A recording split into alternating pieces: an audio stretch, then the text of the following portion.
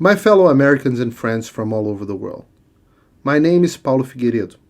I am a Brazilian journalist and commentator for the second largest news channel on Brazilian TV. I'm sending you this message because many of you have heard that Brazil just held its presidential elections, and I want to clarify some misconceptions. First of all, don't believe in most things you read in the mainstream media. Just like in the United States, the mainstream press in Brazil has been corrupted, and most of them serves as a propaganda machine for the left. And that is what this is all about.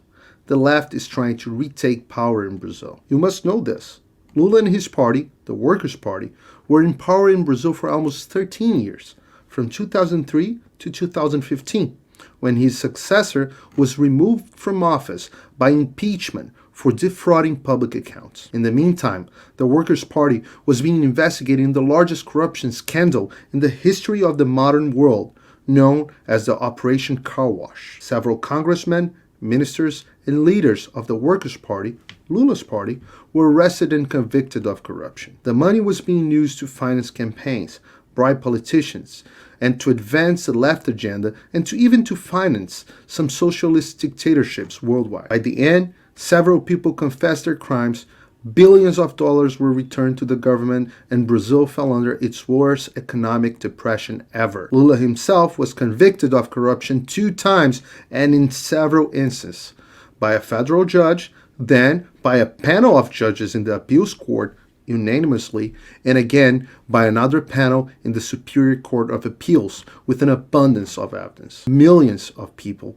demonstrated on the street until Lula was arrested and his successor impeached from office. A few years later, Jair Bolsonaro, a low-influence congressman and retired captain in the army, was elected president. He's far from perfect, but the fact is, since then, my country had no significant corruption scandal. We shifted away from China's influence and from supporting Latin American drug states to a stronger friendship with the United States and Israel, for example. Our economy was one of the least affected by the COVID-19 pandemic, and for the first time in my life, Brazil is growing more and faster than China and has less inflation than the United States this year. But how is Lula running for president, you might ask? Well, because Brazil's Supreme Court, famous for its political activism, deemed all Lula's trial as invalid and ordered a new trial. But he was already too old under Brazilian law to go under this new trial, so he basically got away with it. One important detail: he was the one who appointed most of the justices that invalidated his trial. Yeah, no kidding. Make no mistake, Lula's election would be disastrous for the United States and most of the free world's interests. Lula just won the first round of our presidential election by a 5% margin, although the polls showed him winning by as much as 18 percentage points. But Brazil's election has 2 rounds, with a runoff election happening on October 30th. Lula has all the establishment on his side: the academia, the artists, the financial market, the electoral courts, and definitely the media. But the battle's far from over.